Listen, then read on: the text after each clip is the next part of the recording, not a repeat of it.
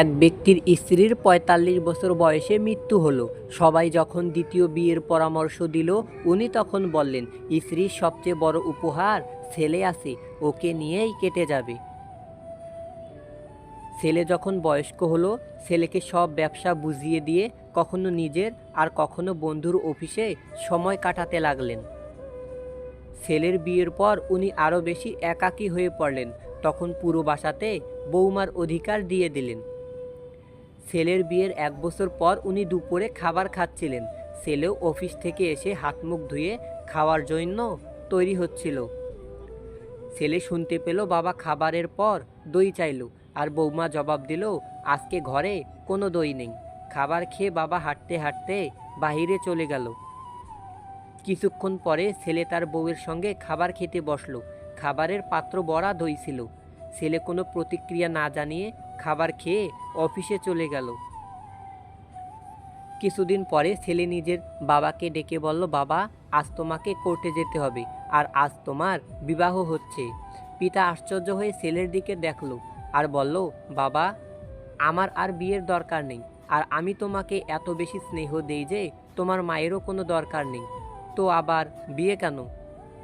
ছেলে তখন বলল, না আমি নিজের জন্য মা আনছি, না নিজের স্ত্রীর জন্য শাশুড়ি আনছি।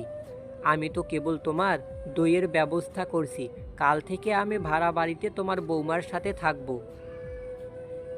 এবং তোমার অফিসের এক কর্মচারীর মতো বেতন নেব, যাতে তোমার বৌমা জানতে পারে দইয়ের প্রকৃত দামটা কত। মা বাবা আমাদের জন্য এটিএম কার্ড হতে পারেন, কিন্তু তারা আমাদের দয়ায় না, বরং আমরাই তাদের দয়ায় বেঁচে আছি। মানুষ ঘর বদলায়, সম্পর্ক বদলায়, বন্ধু বদলায়, তবুও তাদের সমস্যা শেষ হয় না, কারণ সে নিজেকে বদলায় না। আমি কখনো কাউকে কষ্ট দেইনি, এই কথাটি হচ্ছে অহংকারের আরেকটি নাম। তুমি হয়তো জানোই না, নীরব থেকেও মানুষকে কঠিন কষ্ট দেওয়া যায়। যখন জীবনে কিছু বাকি থাকে না, তখন মানুষ নিজের ভুলটা বুঝতে পারে। ধীরে ধীরে যেটা পাবে সেটা তোমার, আর হুট করে যেটা পেয়ে যাবে সেটা তোমার নয়। স্বামীর থেকে বড় আপন এই পৃথিবীতে কেউ হতে পারে না। আজ আপনি স্বামীর ঘরে ভালো থাকবেন, সুস্থ থাকবেন, আপনার পাশে সবাই থাকবে, কিন্তু স্বামীবিহীন হয়ে পড়লে দেখবেন আপনার ছায়াটাও আপনার পাশ থেকে সরে গেছে। ক্ষণিকের জন্য আপনাকে হয়তো সবাই ব্যবহার করবে, কিন্তু পাশে থাকবে না কেউ, কারণ এই সমাজে ভালো মানুষের সংখ্যা খুব কম, অমানুষের সংখ্যাই বেশি।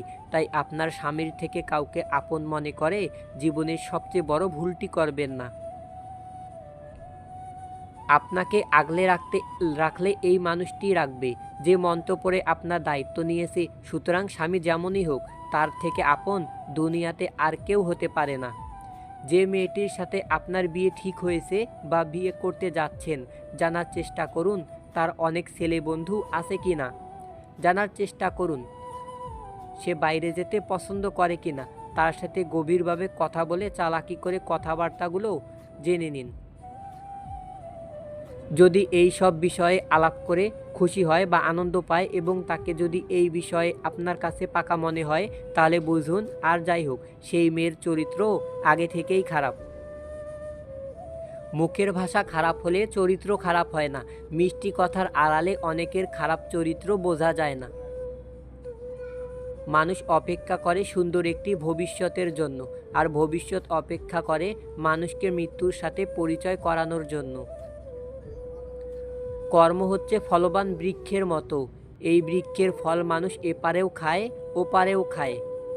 বাস্তবতা শিখতে চাও, এজন্য তোমাকে খুব বেশি দূরে যেতে হবে না। বিপদে পড়লে তোমার প্রতিষ্ঠিত কাছের বন্ধুটির কাছে যাও এবং শিখে নাও বাস্তবতা কী।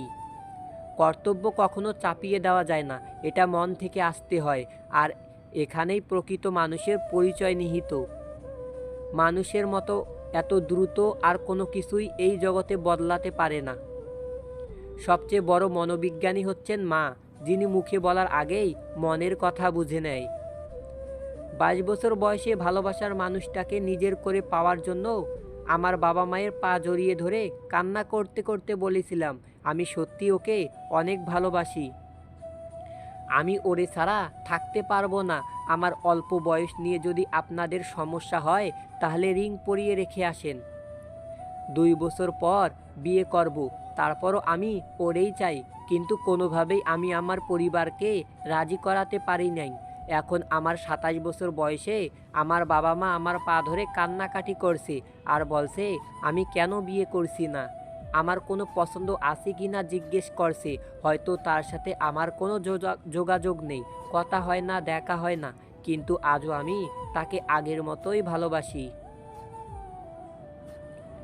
তাকে ছাড়া অন্য কাউকে আমি জীবনে ভাবতেই পারি না।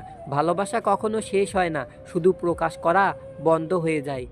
ডিভোর্সি মেয়েদের সাথে কখনো মজা করবেন না, কারণ তারা এমনিতেই অনেক অসহায়। পারলে তাদের বিয়ে করে সুন্দর একটা সংসার উপহার দিন। একটা ভুল মানুষকে ভুলতে গেলে একটা সঠিক মানুষের প্রয়োজন হয়। ছোট্ট গাড়েও সুখ থাকে যদি ভালোবাসাটা সত্যিকারের থাকে। অযোগ্য কাউকে কখনোই টেনে তুলতে নেই, তাহলে দেখবেন সে একদিন আপনার যোগ্যতা নিয়ে প্রশ্ন তুলবে। বিয়ের বদলে বিষের বদলে বিষ নাইবা দিলাম আমি, সুখ তোমারই থাক, দুঃখগুলো নিলাম আমি। যার অনুপস্থিতি কষ্ট দেয় আপনজন সেই হয়, আর যার অনুপস্থিতিতে কিছু যায় আসে না সে আর যাই হোক আপনজন নয়। এমন কাউকে ভালোবাসো যে তোমাকে কষ্ট দিয়ে নিজেই কষ্ট পাবে, এমন কাউকে বিশ্বাস